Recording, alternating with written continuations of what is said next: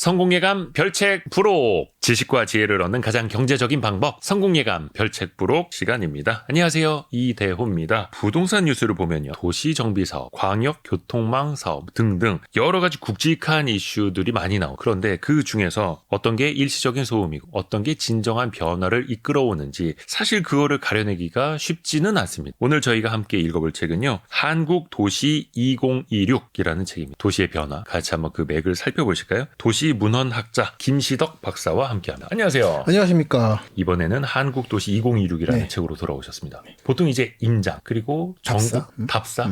임장이라는 표현이 좀 아니 그건 아니고 예. 답사는 조금 더 여러분이 생각하시는 답사에 가까운 거고, 네. 임장은 그걸 좀 경제적으로 특화시킨, 아하. 같이 병행하시더라고요. 그러면은 김시덕 박사님은 답사에 더 가까운. 전 답사죠. 답사가로 생각하고 있는데 제 답사를 투자하시는 분들이 임장으로 재해석하시는 경향이 있죠. 재해석으로. 예. 그러면 답사를 얼마나 자주 다니세요? 그러니까 빈도를 따지지 않고 예. 기회가 나고 틈이 나면 언제나 간다라는 마인드죠. 예를 들어 오늘도 좀 여의도에 와 있지 않습니까? 예. 끝나고 안산에 갔다 올까 생각 중. 여기서 좀 거리가 있지 않습니까? 김포공항역까지 가서 9호선으로 그다음에 서해선을 타면은 가거든요. 서해선 타고. 얼마 전에 그 철도 부실 문제로 시끄러웠던 그 업체 있잖아요. 예. 그 업체가 시공한 노선이 서해선인데 차량 제공한 데가 그것 좀 체크하고 가면은 뭐 여러 가지 공사 상황을 체크할 게 있습니다. 그런 식으로 늘 생활을 한다는 느낌에 가깝죠. 여의도에서 안산 정도면 그냥 그건 뭐 산책스 눈 같은 깜짝할 사이에 그렇습니다. 가시는. 네. 사실 가깝고 수많은 시민들이 그렇게 다니고 있어요. 아, 그렇죠. 매일같이 또 그렇게 출퇴근하기도 맞습니다. 하고. 그 감각을 늘 몸에 익힌다는 느낌에 가깝습니다. 그러면 특히 그렇게 답사를 가실 때 눈여겨보시는 게, 물론 이제 종합적으로 다 보시겠지만 특히 가장 중점적으로 보시는 게 어떤 거예요? 뭐 저는 대중교통으로 다니니까 예. 대중교통이라면은 타는 사람 있고 내리는 사람 있잖아요. 예. 그 오르내림의 빈도나 그 규모를 봐요. 제가 뭐 이따가도 나올 것 같지만 대서울권이라는 개념을 얘기할 때도 아하. 모든 사람이 경기도에서 서울로 온다라는 게 아니라 그게 파도처럼 리듬이 있습니다. 예를 들어 평택에서부터 네. 천안에서부터 1호선 열차를 타면 수도권 모든 사람이 서울로 오는 게 아니라 중간에 한번 아하. 평택에 내리고 오산에 내리고 이렇게 리듬이 있어요. 네네. 그걸 파악하다 보면은 사람들의 이동이 보이는 거예요. 그게 가장 중요한 정보라 생각해요. 물론 그쪽에는 또 빅데이터가 있겠으나 또 박사님만의 시선으로 또 보는 게 있다라는 거죠, 관점이. 그렇죠. 조금 더 체감되는 게 있죠. 체력이 어마어마하실 것 같아요. 전국을 다 그렇게 돌아다니시면. 뭐 아직은 다니면 하더라고요. 항상 정장에 이렇게 운동화 신고 다니고. 그러니까 일이 있을 때는 그러니까 일이자 취미인 거죠, 답사가. 그렇죠. 원래는 취미였다가 이거를 일로 결합시킨 거죠. 이번 책 한국도시 2026, 이 책에서 올해를 소음 속에서 정보를 걸러내는 해라고 정의하셨어요. 네. 이거 어떤 의미예요? 선거란 얘기죠. 선거요, 지방선거. 지방선거. 말하자면 정치 경제학이라는 개념을 이제 적용하고 있다 생각하는데 예. 한국 사람들이 정치 얘기하면 너무 무서워하잖아요, 일단. 근데 저도 그거를 누구 당이 내 편이다 말하고 싶은 게 아니라 이 흐름을 읽어야 판단할 수 있다는 생각에서 얘기를 많이 하는데, 이렇게 봤을 때 지난번 대통령 선거는 좀 긴박하게 이루어졌었습니다, 상황이. 아하. 그러다 보니까 여기서는 공약이라든지 이런 움직임이 중요하지 않았어요. 사실은 그거는 정치적 싸움이었지. 근데 그때 예측했던 게 이번 지방선거는 정말 지방 공약들이 움직이는 선거가 될 거다. 충분히 예측했던 선거고, 네. 특히 공공기관 이전이라든지 얼마 전 시끄러웠던 용인 반도체 새만금 이런 거 당연히 예측했던 상황들이거든요. 또는 행정통합. 제가 얼마 전에 모 신문에 컬럼을 썼는데 네. 이번에 대전, 충남, 뭐 광주, 전남 통합 얘기 나오지 않습니까? 예. 근데 지난번 총선 때는 고향과 김포의 서울 통합 얘기가 많이 나왔었어요. 맞아요. 이 얘기를 또 할 줄 몰랐다요. 같은 자리에서. 그러니까 이렇게 반복되는 소음들이 있고 이 속에서 보면 지금 잡아낼 수 있는 정보들이 있습니다. 이걸 구분하시라는 얘기인 거죠. 보통 이제 지방선거가 있는 해에 뭔가 구조적인 게 많이 바뀌나요? 그냥 그렇죠. 공약에 그치는 게 아니라? 대선과 총선과 지선이 있는데 예. 지방선거가 전체 제일 중요하다 보는 게, 그러니까 특히 서울 수도권 분들은 각 지방에 대해서 관심이 크게 없잖아요. 그래서 보니까 공중전이라고 할 수 있는 총선과 대선에 관심 있으신데 정말 지역의 그 말단에서 움직이는 것들은 지선 때만 결정됩니다. 특히 이번에 제일 중요한 거는 2차 공공기관 이전인 거죠. 네. 이게 한번 후보를 뽑겠습니다까지 들어가면 이제 되돌릴 수 없게 돼요. 뽑겠다고 하고 각 지자체가 손을 들 거 아니에요. 네. 여기서부터 그걸 엎어버리면은 이제 그거는 반발을 감당할 수가 없거든요. 그래서 지금 정부가 두세 번 바뀌면서도 이거를 한다는 전제만 있고 이전한다만, 지금 자 이제 후보 모집합니다까지 못 들어간 상태예요, 다들.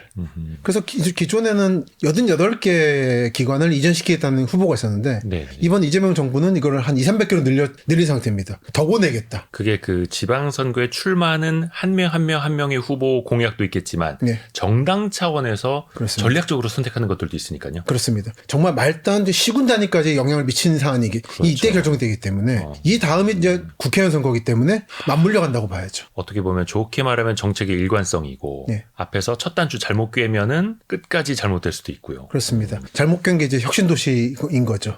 기능에 따라서 이렇게 거점 지역을 두었던 거잖아요. 근데 사실은 팔도 나눠먹기에 가까웠다고 평가들을 냉정하게 하는 거죠. 그래서 한 세 군데쯤 모았으면 좋았을 거를. 광주, 대전, 대구 정도 모았으면 딱 인구 방파제 역할을 하면서 남쪽에서 북쪽으로 올라오는 걸 막아주는, 그러면서 충분히 수백만 도시들을 만들어내면서 집적이 됐을 텐데 이게 너무 잘게 들여버렸다는 거죠. 그것도 기존의 구도심이 아니라 거의 황무지 가까운 데다가. 이번에는 그런 거 안 하길 바란다는 건데. 우리나라는 항상 뭐만 하면은 팔도, 그렇습니다. 16개 광역시군 뭐 그렇습니다. 이렇게 이야기 나오고. 그 도에서도 또 달라요. 왜 경북 경상북도 같은 경우는 예. 대구 주변에 김천인 구민이 딱 산업도시잖아요. 예. 그랬더니 북부가 불만이 많은 거예요. 뭐 여기 어디냐, 문경이니 상준이 안동 예천 이런 데들. 그 이게 단순히 그걸로 끝난 혁신으로 끝나는 게 아니라 최근에 대구 경북 통합에서도 결국은 겨우 북부로 도청 가져가서 균형 발전하려고 그러는데 다시 그거를 없애려고 그러냐라는 반발이 나오게 되는 거죠. 맞물리고 있습니다. 참 이게 어느 지역이든 같은 이야기가 나올 수밖에 없어요. 하나하나 좀 디테일하게 이제 들어가 볼게요. 이재명 정부 들어서도 몇 번의 이제 부동산 대책이 나왔고 네. 수요 억제책, 공급 대책, 수요 억제책, 공급 대책 이렇게 퐁당퐁당 발표가 되기도 합니다.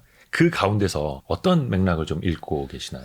역시나 이 책에서도 예측했습니다만 네. 문재인 대통령 때 정책과 비슷하게 1가구 1주택 이상은 안 된다라는 거, 그리고 강남 집값을 잡겠다는 건데 네. 큰 틀에서 성공할 것인가에 대해서는 좀 의문이 있고, 그때 봤던 게 있고, 지난번 정권 그때 약간 부작용처럼 나왔던 게 생활형 숙박시설 문제하고 지산의 과잉 공급 아니었겠습니까? 그때 그렇죠. 물린 분들이 지금도 고생하고 계시는 거고. 근데 다만 이재명 정부는 그 당시에 비하면 조금 더 실용성이 강하다고 보이기 때문에 약간 유연성은 있고, 그리고 이번에는 주식 시장에 대해서도 좀 힘을 기울이는 게 있다 보니까 네. 좀 상황이 다르긴 합니다만 기본 정책은 전반적으로 민주당 표 정책이라는 느낌을 보여서 그때 상황이 좋든 나쁘든 지금 반복되고 있다. 그리고 주식은 지난번 문재인 대통령 때는 네. 청와대 참모들이 1가구 1주택을 본인들이 안 했었어요. 말 안 들었죠. 말이 많았잖아요. 네. 근데 이번에는 이제 국장 얘기를 하는데 본인들이 저 서학 좀 투자가들이 많으셔가지고 해외 주식 갖고 예, 계신 조금 분들. 예. 저기 태모라든지. 그래서 이건 또 이렇게 좀 나오는구나 싶어서 좀 재밌다고 보고 있습니다. 그러게요. 말이 아니라 행동을 보면 답이 나오는데. 그렇습니다. 늘 행동이에요. 한국도시 2016 김시덕 박사님의 신간인데요. 이거 같이 이제 키워드로 나눠서 한번 이야기를 해볼게요. 첫 번째 키워드가 대서울권입니다. 예, 수도권 아니고 예. 그냥 서울도 아니고 이게 수도권이라는 이름이랑 대서울권이라는 건 의미가 다른 거예요? 그러니까 이게 영어로 하면은 뭐 그레이터 런던이라든지 이런 개념인 거죠.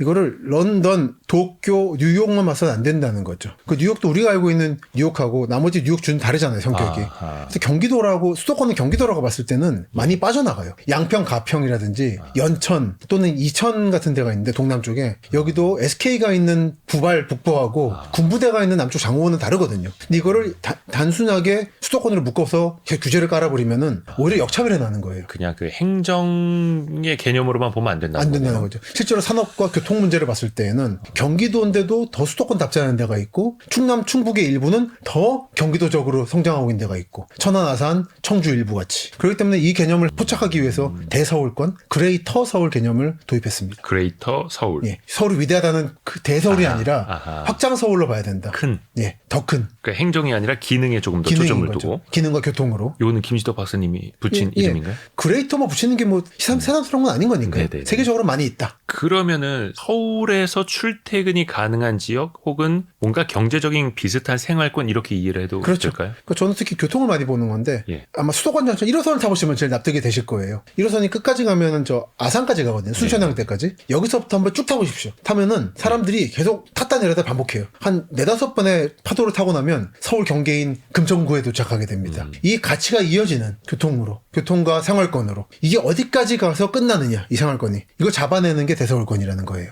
아산이면 충남이잖아요. 그러니까 충남인 거죠. 충남까지가 대서울권. 충남의 일부인 거예요. 그러니까 제가 늘 강조하는 게 예. 지역을 볼 때 행정 단위로 본다는 거는 면으로 보는 겁니다. 이게 아니라 선으로 보자는 게. 그러니까 제일 많이 비유되는 게 감자나 고구마를 캐시면은 네. 땅을 파보면은 줄기가 가늘게 줄줄이, 예. 하다가 이렇게 덩어리 있잖아요. 예. 이 덩어리를 보시라는 거예요. 그러니까 예를 들어 제가 요즘에 청주 얘기를 많이 하니까 청주분들이 제 이름을 팔아서 부동산 이런 광고를 많이 하시던데 뭐 청주가 뜬다 누구도 주목한 그런 게 아니라는 거예요. 김시덕 박사가 주목한 청주. 하도 요즘 많이 봐요. 그런 광고가 나와요? 예, 저에 관계없이.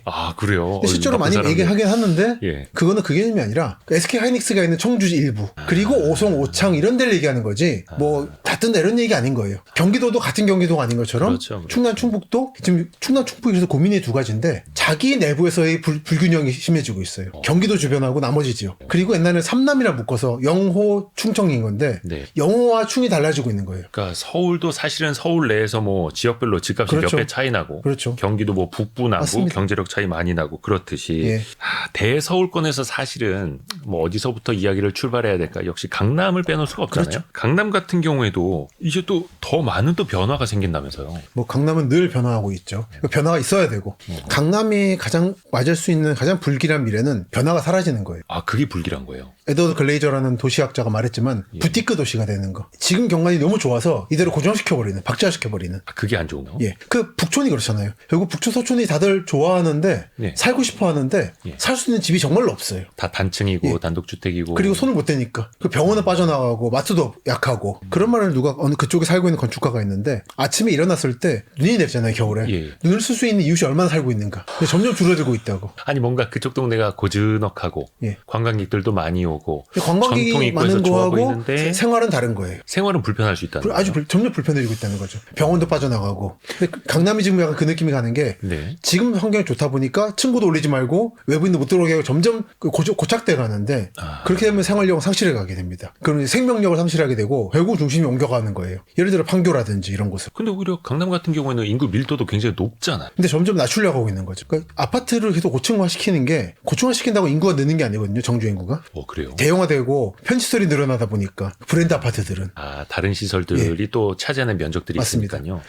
재개발, 재건축할 때 기본 규칙이 아파트로 바꾼다고 해서 가구 수가 늘어나지 않는다는 거거든요. 네. 근데 강남은 점점 오히려 줄어드는 방향으로 가고 있는 거죠. 근데 그걸 그분들이 원하시는 건데 저는 그렇게 갔다가는 강남 자체에 동력이 꺼져버릴 거다. 여기는 말씀하신 것처럼 사람도 밀집돼 있고 관광객도 많이 오고 상업이 활발해야 되는 건데 요즘에 약간 들린 얘기가 영원히 꺼지지 않을 줄 알았던 강남역 상권이 조금씩 꺾이고 있다고. 강남역 강남 상권이요? 역 상권이. 그래요? 약간 이제 공채로 나오고 이 경고음들이 들리기 시작했어요. 그럼 왜 그럴까요? 뭐 온라인 쪽으로 많이 가서 그럴까요? 그것도 있고 사람들이 여기를 되게 매력적으로 느끼지 못하게 됐다는 거죠. 더 이상. 더 이상. 점점 아직은 이제 직무입니다. 직무이기 때문에. 그죠. 워낙 지켜봐야 거기는 되는 이제 거죠. 유동인구도 많고 하니까. 그렇죠. 하는데 유동인구가 조금씩 빠지기 시작하고 있다. 물론 그 일부가 송파구로 간다라든지 움직임이 보이고 있는데 이런 거를 기민하게 봐야 되는데 저는 물론 강남이 그렇게 쉽게 무너질 거라 보지는 않는 입장이지만 네. 강남 책도 썼지만 맞습니다. 그와 별도로 강남이란 지역이 강남 지역도 노력해야 된다. 노력하지 않고 다른 지역이 대두하지 않으니까 우리가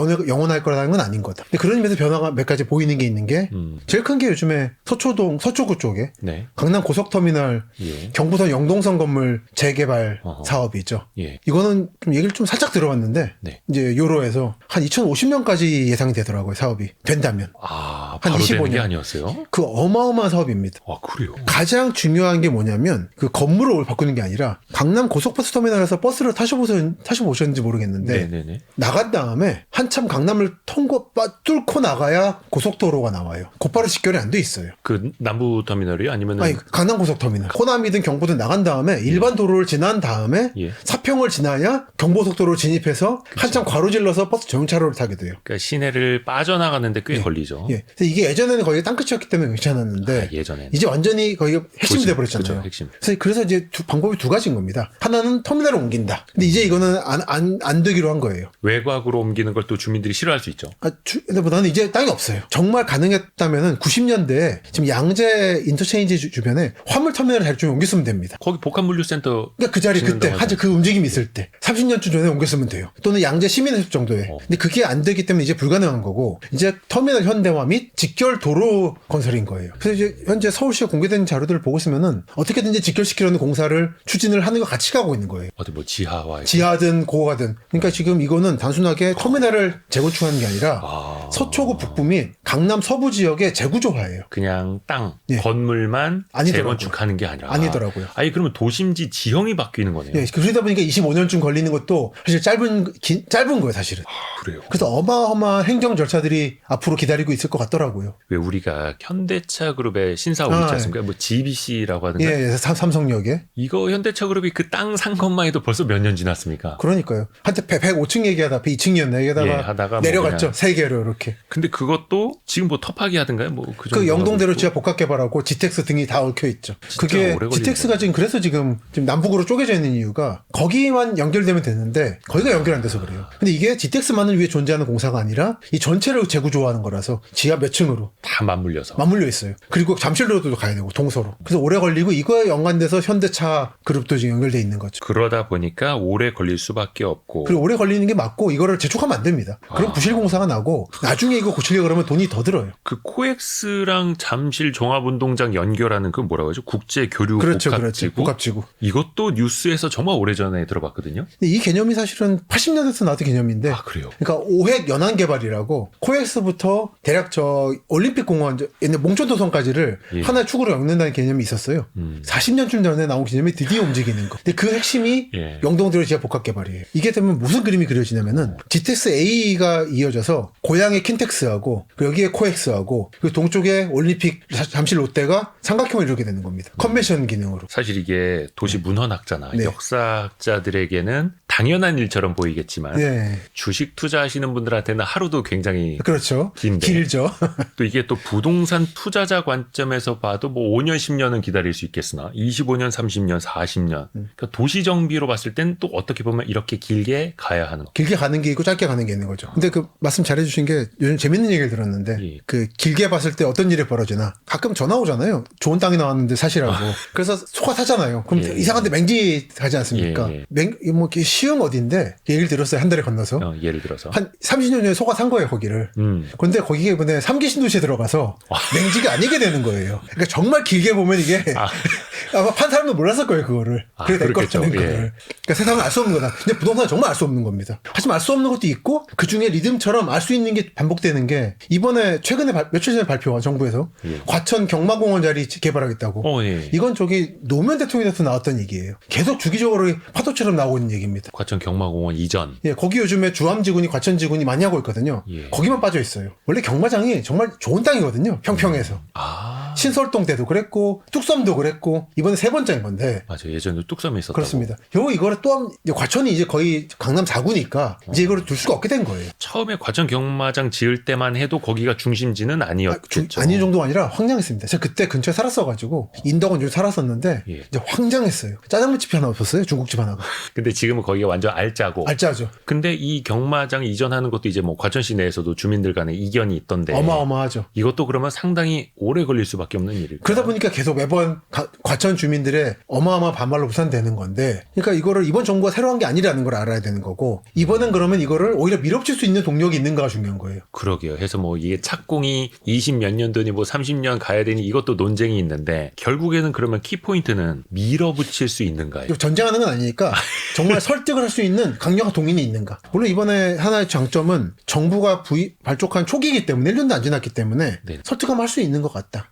그리고 이제 그 지역의 이제 정치적 상황도 봐야 되는 거죠. 당의 구성도. 그게 좀 맞으면은 그럼 좀 더 힘이 생길 거고. 그리고 이건 아마 이제 과천 정부청사 문제가 얽혀지는데 과천이 약간 지금 요즘 어떤 부분에서 마음이 많이 상했냐면은 자꾸 세종으로 빨려 나가고 지방으로 나가잖아요. 공공기관 정부들이. 여기서 많이 좀 타격을 많이 입었어요. 부처가 많이 있다가. 이런 부분들에 대해서 만약에 인센티브를 줄 수 있다면은 서울에서 빠져나가는 일부 정부기관이나 공공기관이라도 과천에 재배치를 한다면은 이렇게 딜을 할 수 있을 겁니다. 정부 차원에서는. 어차피 과천 청사가 있잖아요. 있는데 많이 빠져나왔어요. 세종이라든지. 광주라든지 이런 데로. 그렇죠. 많이 갔죠. 근데 그때마다 휘청휘청했어요. 과천은. 과천 같은 경우는 도시가 작은데 정부 기관이 많다 보니까 비중이 컸던 거예요. 그렇죠. 의존도. 마치 지금 세종이 해수부 빠져나가니까 인구 확 떨어진 것처럼. 예. 과천은 그 특수성이 있습니다. 다 연쇄적인 거네요. 거기다가 과천 정부청사하고 서울 사이에 정마공원이 있거든요. 아하. 위치가 서울에 가까운 데가 개발되는 거예요. 그러니까 부동산 가치 문제가 생기는 거죠. 아, 과천 입장에서 예. 보면. 이게 2기 신도시 분들이 3기 신도시를 반대하는 이유가 비슷한 거예요. 고향 창릉 개발하려 그러니까 운영과 일산이 반대했던 것처럼. 이게 여러 개가 맞물려 있는 겁니다. 개발 제한 폐지론자에 가까워서 이게 좀 사유재산을 무리하게 정부가 지금 묶었다 생각하는 입장이기 때문에 풀고 자율 경쟁 체제로 두는 게 맞다 생각해요. 사실 그렇게 되면 정말은 용인하고 남양주, 고양, 파주만 땅 풀어도 사실 지금 수도권 문제 해결됩니다. 주택 문제는 어마어마하게 넓거든요, 땅이. 그러니까 어차피 그린벨트는 우리가 산지가 많으니까. 사실 그린도 아니고요. 그 개발 제한인 거지 그린하지 않아요. 사실 개발 제한 제대로 만들었을 때 목적이 환경보호가 아니라 안보였어요. 안보 측면이었어요. 연담화 방지와 안보였지. 그때 서울대 환경대학원 만드신 분 얘기를 들어보니까 박 대통령 때는 환경대학원 이름 자체를 싫어했대요. 환경 빼라고. 지금 개발해야 되는데 무슨 환경이냐고. 오히려. 네, 그런 시절이었어요. 그 시절에 무슨 환경보호를 하려고 했겠습니까? 예를 들어 서울과 북부 지역선에 완충지대를 만들어서 거기를 군사 요새화시키는 거죠. 군사적 목적, 안보 목적으로. 파주가 1차 방어선, 교양 2차 방어선, 수색이 3차 방어선, 한강, 이제 수방사 이렇게 나가는 거예요. 쭉쭉쭉. 물론 이제 환경까지 겸해서 같이 두려는 이제 목적도 있었겠으나 그 사실은 뒤에 생긴 거죠, 목적이. 뒤에 갖다 붙인 건가요? 오히려 뒤에 가까워요. 그러니까 개발 제한 때 수많은 일들이 있었어요. 그래서 다 짧은 시간 말씀 못 드리지만 그럼 그린벨트가 아니라 약간 좀 개발 군사적인 그레이 벨트에 그렇죠. 비슷했던 그러니까 이제 거죠. 개발 제한이라는 개념 자체를 보셔야 되는 겁니다. 개발 제한. 개발을 제한하는 거다. 여러 이유에서 개발을 제한한다는 거예요. 녹색지대가 아니라. 그러다 보니까 국민의 사유재산이라고 하는 자본주의 원칙을 눌렀던 거죠. 사실 그 남의 땅인 거예요. 주인 있어요 다. 그래서 그렇죠. 했다가 묶어놔서 거래를 안 하게 해놓고는 그 주변에 보니까 싼 땅이 있네. 이제 LH가 들어가서 매수한 다음에 개발해야지가 되는 거예요. 그러니까 불만이 생기는 거예요. 지속적으로. 그러면 아까 잠깐 그 재건축 이야기도 했는데 1기 신도시도 이제 재건축한다고 하지 않습니까? 예. 이것도 운을 띄운 지는 꽤 됐습니다만 그렇습니다. 이것도 속도를 빨리 높여가지고 사실상의 공급이 늘어나게 하겠다라는 게 예. 정부의 구상이고 전 그렇죠. 정부 때도 발표가 그렇죠. 났던 건데 이거는 어떻게 예상을 하세요? 잘 될까요? 그러니까 저는 이거는 시장 논리로 가는 게 맞다고 보는 게 요즘 보면은 과천이 84년쯤에 지은 아파트들이 이제 철거에 들어갔고요. 강남 핵심 지역인 도곡 이쪽도 84년 5년들이 아직도 움직임이 없어요. 그런데 90년대에 만든 아파트들이 먼저 움직인다? 그것도 경기도가? 1기 신도시요? 예, 저는 그건 좀 시장 논리가 맞지 않다고 보고요. 분당을 보시면 분당이나 평촌은 사실 강남이기 때문에 네. 같이 움직이거든요. 근데 그런 중에서도 요즘 분당을 보면 어떤 아파트들은 재건축으로 들어가고 어떤 아파트들은 리모델링으로 들어가요. 서로 다른 길을 가더라고요. 요즘 리모델링 많이 합니다. 지금 분당에서. 그냥 골재를 남기고 붙이는 거예요. 층고 올리면서. 예. 이걸 왜 하겠습니까? 참 재건축이 못 들어가기 때문에 그런 거예요. 그 오랜 시간 기다려서 재건축 될지 말지 기다리느니 리모델링부터 하자 이런 그래서 거예요. 좀 용적을 좀 높이 받고 그리고 삶도 유지하면서 수익도 올리자는 거죠. 이걸 보면은 여러분들이 사시는 1기 신도시나 대전 둔산도 1기인데 이런 데의 미래가 아마 보이실 거다. 그리고 경기 북부의 일산하고 남부의 4개는 또 다를 거다. 근데 그 1기 신도시도 어차피 다 한꺼번에 재건축을 할 수 없으니 선도지구부터 지정을 해서 순차적으로 하는 거잖아요. 그렇죠. 그러니까 워낙 세대수가 많다 보니까 한꺼번에는 당연히 못하고 네. 하더라도 이것도 뭐 수년, 20, 30년 걸리는 그렇죠. 일이니 그렇죠. 선도지구부터 순차적으로는 해야 한다라는 논리도 있잖아요. 이거 저는 그거는 정부가 밀어붙이는 문제가 아니라 시장이 결정할 거라고 생각해요. 뭐 매력적이면 건설 업체들이 다가오겠죠. 네. 그런데 계획 나오면은 플랜카드 많이 붙거든요. 그렇죠. 얼마나 많은 업체들이 플랜카드를 뭘 붙였나를 지켜보면 될 것 모 같습니다. 건설사에서 축하한다고. 예, 그리고 막, 어떤 브랜드로 붙였나를 좀 보면 되겠죠. 그 많이 봅니다. 성남 얼마 전에 갔었는데 그 어느 업체가 주민들은 최고 브랜드 달라고 하는데 네. 그 브랜드는 한강에만 주는 거라고. 그래서 다른 거 준다고 했다가 뭐 취소한다고 난리가 났더라고요. 그게 건설사가 보는 시장성이라고 보면 돼요. 시장성인 거예요. 그 시장은 냉정합니다. 뭐 그 멋스러운 무슨 뭐 외래어 이름 이런 거죠? 그런 거죠. 뭐. 그래서 여러분들을 위해서 다른 브랜드를 하나 만들어드리겠습니다. 이런 식으로 나가기도 하고. 그놈의 브랜드가 뭔지. 그렇죠. 그게 또 값도 많이 또 좌지우지한다 하고요. 부동산은 심리 아니겠습니까? 심리. 예. 인간은 대단히 감정적인 동물이라서 그런 거에 많이 움직여요. 그 아파트 이름에 뭐 자꾸 무슨 꼭대기 이런 게 붙고 그리고 저기 프랑스어 영어 막 섞어서 만들고 어느 알 수도 나라 없게. 말인지도 모르고 예. 또 선거철마다 단골로 나오는 게 그 교통망 확충 그렇죠. 공약 아닙니까? 대표적인 게 이제 GTX였고 예. GTX A 노선은 일부가 먼저 이게 이제 남북이 개통됐고 됐죠. 이 연결만 되면 돼요. 그 일부 구간씩. 그러니까 지금 남쪽 북쪽이 각각 운행을 잘하고 있고 네. 남쪽은 적자고 북쪽은 히트치고 있고 그리고 남쪽 북쪽을 이어주는 공사가 어쩌면은 올해 이제 끝날 거고 거기 삼성역이 이제 끼어 있거든요. 아. 서울역, 삼성역, 수서역인데 예. 지금 삼성이 문제인 거예요. 영동대로 때문에 복합개발 때문에 여기에 못 내리더라도 통과는 시켜준다 무정차로. 이게 아마 올해 잘하면 삼성의 정차는 좀 더 시간이 걸릴 거다. 같이 가야 되니까. 아니 그러면 그 뭐라 하죠? 대도심인가? 대심도? 대심도.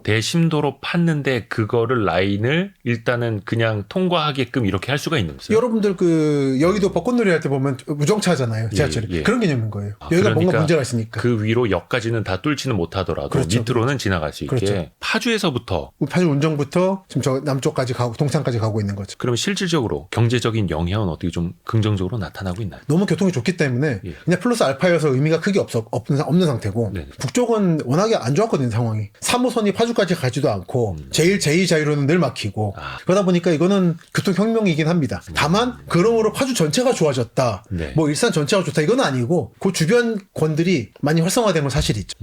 정말 그 하나를 믿고 수많은 아파트들이 지어지고 있어요. 그리고 이게 한 가지 말씀드리면은 특히 일산이 타격을 많이 입고 있는데 일산의 3호선 라인과 경기중앙선과 GTX 3개가 있는 거예요 쭉. 그래서 이 중에 현재 경기중앙선하고 GTX 라인 쪽으로 신축이 많이 올라가고 있고 그 사이에 끼어있는 일산 신도시가 약간 올드타운화 돼가고 있는 거죠. 그래서 신축이냐 재건축이냐 볼 때 특히 일산 같은 경우는 GTX 라인으로 힘이 몰리는 상황입니다. 그래서 약간 일산 신도시 재건축이 좀 약간 좀 다르다 남쪽하고 하는 게 그리고 이런 이유도 있어요. GTX A의 영향도 있습니다. 하기사 그 교통망이야 단기적으로는 어떻게 예측을 하고 뭐 부동산 투자 시장에 반영이 될 수 있어도 장기적으로 보면 또 언제 또 어떻게 결정이 날지 몰랐었던 그렇죠. 거니까요. 근데 A는 현재까지는 성공적이고 북쪽은 성공적이다. 그래서 연결이 되더라도 지금 일설의 얘기는 남북을 분리시킬 거라고. 마치 분리요? 수도권 전철 4호선 운행할 때 보면은 어떤 거는 사당까지 가고 어떤 건 오이도까지 가잖아요. 네네네. 진접 이런 라인이 식으로. 다르게. 그런 식으로 이걸 붙여버리면은 엉켜버려요. 이게 좀 까다로운 얘기라 길게 못하는데 근데 분리시켜서 아마 운정부터 수서까지, 운정부터 동탄까지 이렇게 아마 하지 않을까. 아, 뭔가 이제 뻗는 가지가 예, 달라지게. 그렇죠. 그런 식으로. 근데 A는 전체적으로는 성공적으로 보는데 이게 B, C, D까지 어떻게 될 거냐 그리고 EFG가 만들어질 거냐 이런 얘기는 좀 다른 차원의 얘기인 거죠. 그러니까 GTX A뿐만 아니라 다른 것들도 이제 경제적 효과를 봐야 되는데 네. 어찌됐든 간에 뭐 좀 늦어지더라도 GTX는 계속해서 이제 공사가 진행 중인 거고 아마 D까지는 될 것 같아요. 또 그 교통망이 역할을 할 거고 할 것 같죠. 그러면 앞에서 말씀하신 대서울권 네. 점점 더 확장이 되는 거예요. 확장은 무한정 되지는 않을 것 같고요. 네. 대략 이제 흐름은 보입니다. 어디까지? 그러니까 서울을 쪼개서 보셔야 되는 건데 서울에 어디로 출퇴근하냐 통학하냐의 문제를 보셨을 때 동북권 뭐 노원 노도강이라든지 네. 갈 수 있는 최대치는 춘천과 원주의 일부예요. 고속도로 주변이라든지 서부 지역인 거고 동남쪽으로는 강남부터 시작해서 제가 확장 강남이라 부르는데 반도체 벨트로 나가고 있는 이건 아마 이제 고속철도 천안 아산역하고 오송역 주변까지는 아마 갈 것 같다. 그리고 서쪽으로는 아마도 서해선 신안산선이라고 중요한 노선입니다. 30년대쯤 되면 이제 빛을 발할 건데 요게 대충 충남의 도청 소재지 주변인 홍성까지는 가요. 전체가 아니라 역 주변. 요 정도까지가 아마 감자 넝쿨처럼 뻗어나가는 마지막이 되지 않을까. 그쯤에서 이제 충청도나 강원도랑 만나는 거죠. 근데 아까 말씀 중에도 춘천 원주 일부까지 일부. 그다음에 청주 오송 일부까지 오송이 청주의 일부인 거죠. 서쪽과 남쪽은 충남 홍성 일부까지 여기서 중요한 게 일부네요. 네, 천안 아산의 일부. 그러니까 맨 처음에 말씀해 주신 것처럼 네. 행정구역 단위로 우리가 생각을 하면 안 된다. 아니요. 그렇죠. 선으로 봐야 된다. 근데 이거를 정치권 행정권은 사실 이렇게 표현할 수 없는 거죠. 이분들은 면으로 세상을 봐야 되는 사람인 거니까. 동 단위도 봐야 되고 읍면 단위도 봐야 되는 게 그쵸. 1인 사람들이니까. 정치인들이라도 그 지역을 또 대변해줘야 어쩔 수 없는 하고. 거니까요. 그럼요. 하지만 시민들이 그거 맞출 필요는 없다는 거죠. 아하. 시민들은 선으로 살아간다는 거죠. 서해 신안산선이 앞으로 더 중요해질 거라고 보시는 이유는 어떤 거예요? 이게 만들어지면서 여의도가 될지 용산이 될지 아직도 불확실한데 예. 대충 충남 홍성 쪽부터 여의도까지 1시간 안에 와요. 홍성에서부터 예, 홍성에서. 여의도까지요? 네. 또는 최소한 현재 김포공항까지도 완성만 지금 중간에 다리에 끊겨 있는데 네. 그래서 그거 보러 갈 건데 이게 놓이는 순간 아마 1시간 내로 끊는다. 김포공항까지를. 이게 서해 신안산선이 서해선 또는 서해선? 신안산선. 이게 좀 개념이 이쪽 관계자들로 헷갈려지는 개념이라 예. 두 개가 있다고 이해하시면 되겠습니다. 두 개인데 하나 같은 두 개예요. 서해선과 신안산선. 이게 GTX 하고 같은 다른 개념입니까? 거예요. 아니면 또 그냥 다른 일반 광역철도예요. 광역철도 좀 더 빠른 거. GTX처럼 띡하는 게 아니라 이제 예매하는 거죠. 근데 서해선은 일부는 띡하는 거고 일부는 예매고. 띡하는 건 뭡니까? 교통카드? 교통카드. 또 마치 뭐냐면 여러분들이 그러니까 효과음이 띡하는 거죠. 좀 헷갈리긴 했습니다. 띡한다고 합니다, 사람들이. 그러니까 뭐랄까 서울역 갔을 때 예. 수도권 전선 1호선을 타시는 경우가 있고 KTX 탄 경우가 있잖아요.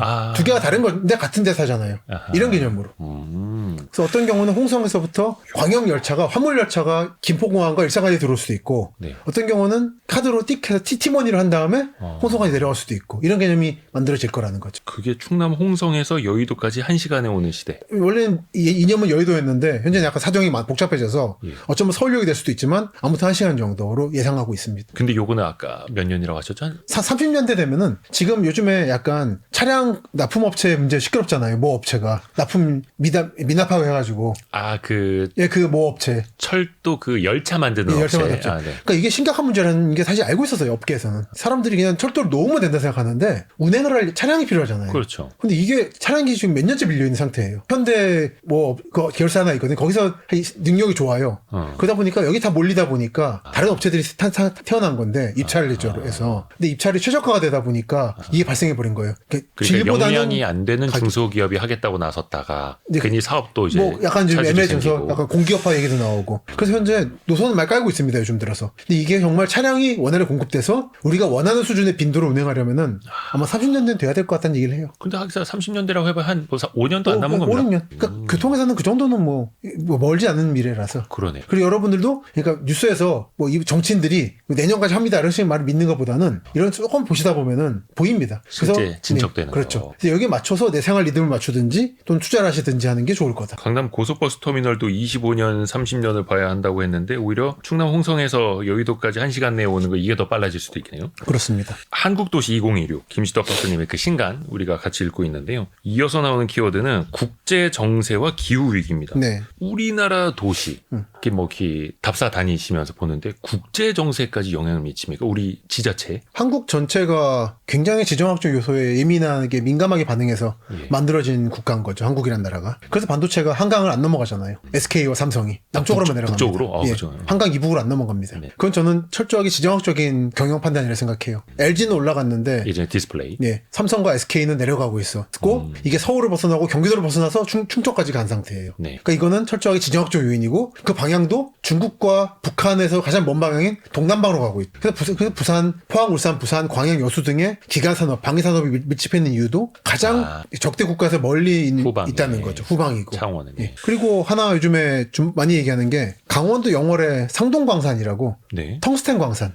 이게 90년대 들어서 원래 한국의 기간 광산이었는데 예. 90년대 들어 중국의 싼 텅스텐에 밀렸었거든요. 아하. 그래서 폐광을 했었어요. 예. 그랬다가 대한중석이라는 공공기업을 계승한 대구택이라는 업체가 가지고 아하. 있다가 넘겼는데 요즘에 채광을 다시 시작했습니다. 왜냐면은 그 믿을 수 있는 우방국에서 이제 히토류를 받겠다라고 하는 전략이 만들어지면서 이게 텅스텐은 히토류거든요. 이게 무기에서 굉장히 중요한 역할을 합니다. 미사일 등에서 그걸 뚫고 들어갈 때. 고열을 또 견딜 수 있는 그러니까. 소재니까. 근데 그게 믿을 수 있는 우방국가에 한국에 있는 거예요. 재채구를 시작할 것 같다 보니까 영월이 한때 되게 잘 나가던 도시였어요. 다 광산촌으로서. 그치 옛날에 광산 잘 나갈 때는. 그랬다가 확 몰락했다가 지금 예. 부활 움직임을 보이는 거죠.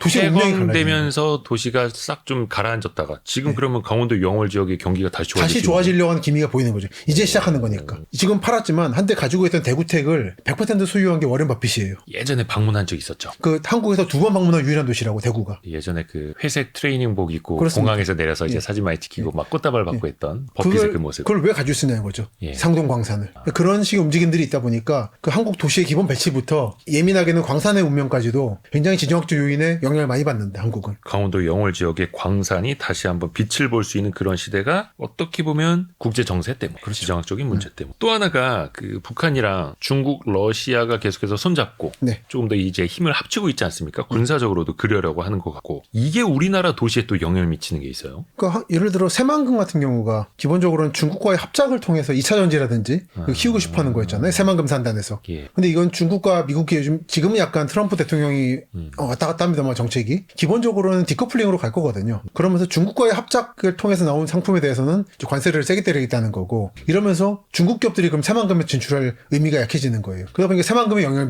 미치고 있는 거죠. 그리고 반도체도 한국 기업들이 한동안 탈냉전 때 중국에 많이 진출했는데 그 중국에서 생산한 반도체에 대한 제약을 거는 거 아닙니까? 미국에 있어서 반도체는 단순한 상품이 아니라 안보예요. 이거를 냉전 시절에 일본이 잘못 건드렸다가 크게 얻어맞았었거든요. 그걸 한국이 그걸 아마 도전할 수 없을 겁니다. 반도체 문제는. 근데 이런 것들은 직접적으로 영향을 받고 있는 거예요. 그래서 그 반도체의 도시 또 2차 전지 관련된 투자를 유치하려고 했었던 도시들도 영향을 그렇죠. 받을 수밖에 없는 맞습니다. 거고요. 기후 변화까지도 우리 도시에 영향이 또 미쳐요. 당장 지난해 봄에 산불이 크게 났었죠, 경북에. 그때 귀농 귀촌하신 분들 피해 많이 봤습니다. 그래서 이제 올해 얘기 나오던데 네. 그 집을 짓거나 이 집을 지은 거 담보를 줄 때 산이 옆에 있느냐 가까우냐 이런 거 볼 때는 굉장히 영향을 많이 미칩니다. 산불이 많이 날 수 있는 빈도가 있고 옮겨 빈도가 붙을 수 높고 있으니까요. 끌 수 있는 예를 들어 소류지라든지 이런 게 잘 갖춰져 있느냐 앞으로 점점 많은 영향을 미칠 거예요. 이건 도시보다는 농산어촌 쪽 특히 귀농귀촌 요즘 많이 하시니까 이런 귀농귀촌철을 정할 때에는 굉장히 중요한 요소가 될 겁니다. 뭐 화재 보험료 같은 거 산정할 때도 또 당연히 경제적으로 영향이 있을 아예 테고. 거부를 할 수 있는 거고 요즘에 그 자연재해 자연재해인데 거기 지으면 안 되는 거죠. 그러니까 집을요. 불을 끌 수 없는데 지으면 안 되는 거죠. 요즘에 전국을 다니면서 보는 게 지자체들이 전부 다 지금 실버 세대들을 유치하려고 그래요. 청년들은 안 오니까 예. 돈도 있고 건강한 실버 세대를 유치해서 인구를 늘리려고 그러는데 경쟁 체제거든요. 지금 현 상황이. 네. 근데 전 여기서 말씀드리는 게 그분들에게 최소한 소류지라도 파라고 환경 기후변화 댐도 만들고 그래야 여러분이 집을 지으셨을 때 불이 나면 끌 수 있다라는 확신을 줘야 된다. 소류지요? 소류지, 저수지 같은 조그만 같은 저수지들. 거. 그러니까 물을 바로 이제 조달해서 불을 그렇죠. 끌 수 있는 그런 시설들. 지난해 봄 경북 산불 때 하회마을이 기적적으로 살아남았는데 그 원인이 그 남쪽에 골프장이 하나 있거든요. 거기에 골프장 연못이었잖아요. 해저드. 예, 거기 캐디분들하고 직원분들이 필사적으로 불 껐대요. 그걸 물을 가지고. 그래서 불이 하회마을로 안 넘어왔다고. 야. 영향이 많이 미칩니다. 기후변화는. 왜냐하면 옛날에는 그 태백산맥에 눈이 많이 쌓였어요. 겨울에. 예. 그래서 불이 원래 났는데 불이 꺼진 거예요. 근데 이제 눈이 안 내리니까 불이 안 꺼지는 거예요. 그리고 해안 침식 점점 네. 지구 온난화가 되면서 파도가 높아집니다. 바로 며칠 전에도 이탈리아에서 대규모로 침식이 나가지고 집들이 지금 주민들 피난했어요. 그 절벽 깎아내려 버리는 바람에. 해안가에 있는 예. 집들. 그래서 요즘들이 얘기하는 게 동해안이 참 좋은 데인데 산이 너무 가깝거나 바다 너무 가까운 데 집 짓지 마시라는 얘기를 해요. 그 봐야 되는 게 맞습니다. 이건 또 환경적 영향이기도 예, 하고. 이거는 상수입니다. 또 하나 이게 참 안타까운 우리나라 상수는 인구 감소잖아요. 그렇죠. 도시 문헌 학자로서 볼 때 이 인구 문제 물론 이거를 풀어낼 수 있으면 사실 거의 뭐 노벨 경제학상감이 되기 그러니까 저가 지금 이 자리에 안 있고 딴 데 있겠죠. 어떻게 접근을 해야 될까? 좀 뿌리라도 좀 찾아봐야 될 텐데요. 가장 유력한 대안은 대규모 이민밖에 없습니다. 사실은.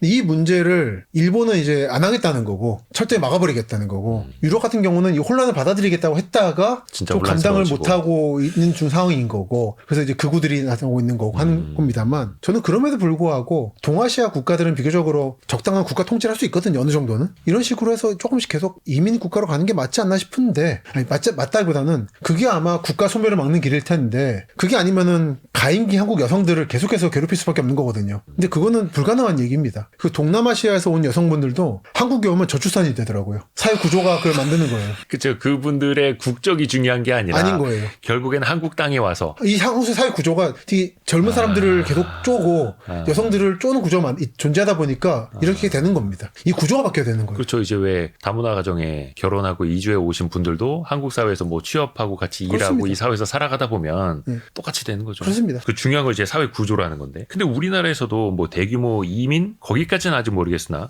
다문화 가정들이 이제 많아지고 있고 자연스럽게 많죠. 다인종 다문화 국가 이게 한 나라에 체류하는 외국인 비중이 5% 넘으면 그렇게 규정이 된다면서요. 예. 우리나라가 아시아 최초 국가가 전 요건 좀 아닌 것 같은데 싱가포르 같은 경우는 뭐 인구가 이렇게 거기는 원래도 많았으니까. 그러니까 이거는 그 전에 거의 단일 민족에 가깝다가 진입했다는 개념인 걸로 보시는 게 좋은 것 같고요. 그럼 우리는 더 많은 변화를 겪을 거 아니에요? 이미 대도시 빼고는 다 겪고 있습니다. 바로 제가 얼마 전에 경남 사천에 갔었는데 네. 거기 우주항공청이라는 데가 갔거든요. 네. 그래서 요즘 시끄럽습니다. 거기도 세종하고 이쪽에서 또. 그렇습니다만 그게 우주항공 산업이 아닌 일반 뿌리 산업을 갔었는데 네. 부산에 가면 밀면이라고 있어요. 그 동네 가면. 네. 좋아서 밀면집에 갔더니 노부부가 운영하시는데 네. 로봇이 갖다 주더라고요. 이렇게. 어허허. 그리고 밖에 나갔더니 사천 공단 거주 외국인들을 위한 한국어 교실을 간판이 붙어 있고 이미 한국은 그런 중견 도시까지도 외국인이 없으면 그냥 멈춰버려요. 근데 이거를 정책을 만드는 사람이나 실행하는 사람, 예를 들어 법무부라든지 이런 분들이 대도시 중산층 출신들이 많다 보니까 이걸 진심으로 모르는 것 같아요. 이 상황에 대해서. 인종이나 계급 문제는 사람이 정말 모릅니다. 다른 집단에 대해서. 이거 심리학적으로도 나오는 얘기인데 이거를 인위적으로라도 알 필요가 있다. 그래서 제가 추천하는 게 뭐냐면 여행 갔을 때 딱 관광지만 가지 말고 그 동네 읍면 소재지를 가신 다음에 하나로마트를 가보시라. 하나로마트가 가장 중요한 상권인데 거기서 예. 5일장에서 네. 가보면 가장 좋은 위치에 동남아시아, 남아시아 식품들이 한가득해요. 아, 식품 코너에. 식품 코너에. 그리고 그 한국이 안 먹는 돼지고기나 소고기 부위들이 거기는 다른 형태로 포장이 돼서 판매되고 있고 좀 그걸 보시라는 거죠. 뭐 할랄 식품이라든지 여러 가지가. 그렇습니다. 심지어 할랄 식품 한국이 강세예요. 잘 만들어요. 근데 한국 국내에서 못 파는 거죠. 그 종교 문제가 모 단체가 해가지고. 그러니까 사실 어느 지역을 가면 물론 이제 지역별로 편차는 있겠지만 어떤 선생님이 그 각 반 안에 아이들 출신 국가로 뭐 대여섯 개 나라 다 다른 데들 많다. 선생님이 또 그래서 언어 문제 때문에 너무 힘들다 이런 보도들도 많이 나오더라고요. 근데 이미 뭐 상수에 가깝고 예를 들어 이미 지금 뭐 한쪽이 다문화 가족 문제가 아니라 외국인인데 이혼을 한 거예요. 그래서 이 자녀들이 학교에 고립되는 경우도 많이 나타나고 있고. 이게 또 현실인 거네요. 현실이에요. 현실이 된 지 한 10년 넘었습니다. 근데 이거를 이 체감을. 오피니언 리더들이 지금 워낙에 대도시에서 안 그렇죠. 온화하게 살다 보니까 이분들이 만나는 외국인은 영어 교사밖에 없거든요.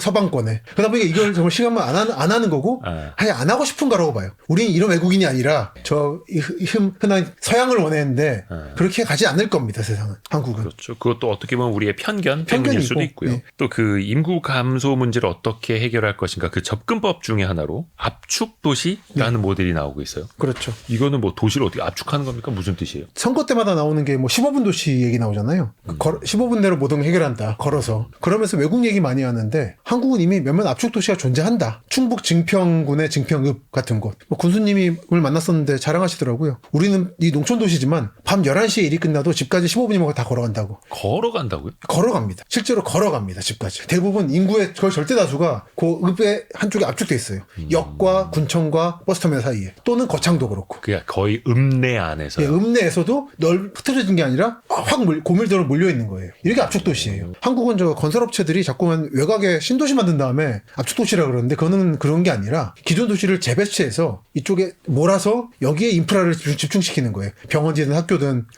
버스든. 그러면 거기에서 생활하는 사람들이 느끼기에 인프라가 가까운 곳에 있으니 편안함을 느끼고 그 안에서 또 자족도시 역할도 할 수 있는 거고. 그러면서 자가용 쓸 이유도 줄어들고 그러면 환경으로도 좋은 거고. 이런 도시가 한국에도 이미 존재한다. 증평이나 거창읍의 일부 지역들. 근데 거기서 또 인구가 절대적으로 많진 않으니까 뭐 고층 아파트라든지 그렇진 않을 거고요. 근데 고층을 한두 개 올리면 좋습니다. 이것도 에더즈 근래적 한 얘기인데 고층 아파트일수록 친환경 지역이에요. 아, 친환경이. 예, 저층이면은 그만큼 인프라가 더 깔리고 탄소 발자국이 길어져요.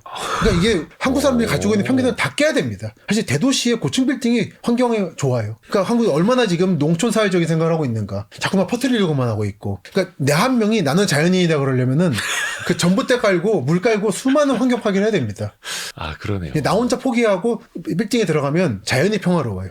아, 이거 역발상이다. 역발상이죠. 그러니까 근데 우리가 또 이게 도시에서는 기본이라 보시는 게 좋을 겁니다. 기본 선입견, 편견에 좀 많이 좀 휩싸여 있었고 또 하나 그 인구가 감소되는데 우리가 겪는 가장 큰 문제는 수도권 집중화 현상이잖아요. 네. 서울로 집중이 되고 있고 그것 때문에 서울 집값도 못 잡고 있는 거고. 그럼 그 수요를 이제 분산시켜야 되잖아요. 국토 균형 발전 이야기는 항상 나옵니다만 이것도 물론 이제 아주 오랜 시간 꾸준히 가져가야겠습니다만 어떤 정책적인 아이디어 제안을 해주신다면 좀 어떤 모델이? 저는 이럴 때마다 늘 박지원의 허생전을 떠올리는데 허생전이요. 막판에 보면은 그 찾아와가지고 국벌을 논할 수 있는 세 가지 방법을 물어보잖아요. 근데 상책, 중책, 하책을 말하는데 다 못하겠다고 하니까 칼을 뽑아들고 네 그럴 줄 알았다고 하는 대목이 나옵니다. 막판에 저 때는 학교에 수능에 나왔어가지고 외우고 있는데 네. 상책은 정말로 국회부터 사법부, 대통령이 전부 다 세종 가는 거예요. 그래서 모든 지역에서 2시간이면 올 수 있게 여기를. 그게 상책이고 중책은 빨리 대통령실, 세종, 국회의사당 분원이라도 빨리 완성시킨다.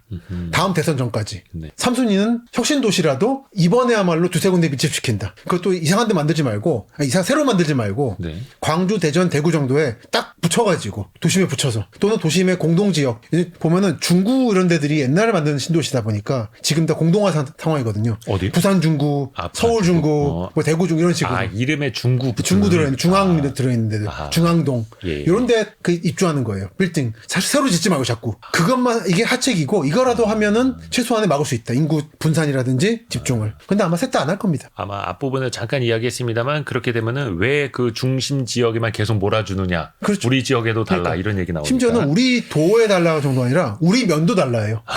왜 옆에 음만 주느냐. 이거 우리 군의원이 시장 군주 됐으니까 우리도 달라. 이런 식으로 나오는 거예요. 근데 그게 그 지역민 입장에서 보면 결코 그게 포기할 수 없는 것들이잖아요. 없는 거죠. 그럼 결국에는 누군가는 결정을 해야 하는데 그 사람들이 또 표로 먹고 사는 정치인들이에요. 그렇습니다. 그래서 더 어려운 그래서 안 될 거고, 거라고 보는 했던 거죠. 얘기 다시 또 돌아가야 그렇습니다. 되고. 근데 정말 저는 이게 한 30년쯤 되면 예. 정말로 인구 감소가 심각하다고 느끼시게 될 거예요. 그때서야. 진짜로. 그때쯤이면 아마 늦긴 하겠지만 아마 그때까지 가야 하지 않을까. 제가 늘 말하는 게 인간은 타산 지석이 없어요. 겪어봐야 합니다. 내가 겪어야 됩니다. 남의 타산을 보고 지석을 한다는 자체가 정말 대단히 훌륭한 인간이고 많은 인간은 거기까지 가지 못해요. 절박해야 되는 그 내가 겪고 나서도 소유권 외양간을 고치면 훌륭한 겁니다. 근데 그것도 못 고치면 정말 안타까운 거고. 근데 그 국회 본원이라든지 대통령실 이전 이거는 이제 뭐 대통령 공약에도 있었던 근데 거고 매번 공약이 들어가더라고요. 한다고 나면 왜 그 이재명 대통령도 그 얘기하지 않았습니까? 시작은 용산에서 했고 중간은 청와대로 갔지만 퇴임은 뭐 세종시에서 하겠다 이런 식의 저는 얘기했잖아요. 중간에 가실 거면 용산에 시작하셔가지고 최소 강은 넘어오셔서 좀 남쪽에서 계시다가 더 내려가시는 게 어땠을까 생각을 합니다만 왜 다시 올라가시냐는 거죠. 더 이남으로. 예. 물론 그 선의를 의심하고 싶지 않습니다. 그리고 뭐 입니다만 저는 사실은 근본적으로는 헌법 소원 때문에 지금 헌재 판결 때문에 지금 못 가는 거거든요. 수도 이전이. 노무현 정부 당시 전 이걸 그거. 그때 그 헌재 판결에 대해서는 비판이 많아요. 너무 많이 나갔다. 관습헌법까지 나가고. 근데 그 사이에 또 한 20여 년 지났으니까. 그러니까 사실 이거 다시 한번 걸면 어떨까 생각을 개인적으로 합니다. 20여 년 전의 관습 헌법. 예, 그 지금은 문영배 대법관도 얼마 전에 비슷한 이야기 했었죠. 예. 이거는 그때 좀 너무 월권이었다. 헌재가 좀 많이 나갔다라고. 한국도시 2026 김시덕 박사의 신간 읽어보고 있는데 이 책을 관통하는 핵심 구절 요거를 네. 저희가 박사님한테 직접 하나 좀 낭독을 부탁드리려고 합니다. 이 책의 제 1장 제목이 2025 대선과 2026 지선 사이라는 건데요. 요즘 보면은 뭐 용인 반도체 새만금 이전설부터 해서 수많은 소음이 나오잖아요. 네. 예상이 됐거든요. 그래서 그 관련된 내용을 읽어보겠습니다. 네. 정치적 갈등 때문에 2025년 6월에 갑자기 대통령 선거가 열리다 보니 사전투표 전까지 공약집도 제대로 나오지 않았습니다. 비상 상황에서 치러진 대선과는 달리 대선 이후 지선까지의 사이에 수많은 공약이 제시될 겁니다. 제시되고 있죠. 공약 하나하나에 너무 큰 신뢰를 두거나 또 무조건 비판하는 건 무의미합니다. 앞으로 들려올 수많은 소음 속에서 진짜 정보를 찾아내는 능력을 시민 한 사람 한 사람이 키워야 할 것입니다. 어떻게? 책을 통해서. 예. 오늘은 한국도시 2026 도시문헌학 김시덕 박사와 함께 읽어봤습니다. 도움 말씀 고맙습니다. 감사합니다. 고맙습니다. 별의별 이야기를 책을 통해서 나누는 별책 부록 마칠 시간이고요. 월요일 아침 9시 5분에 성공예감 이대호입니다는 돌아. 성공예감은 오늘도 여러분을 응원합니다.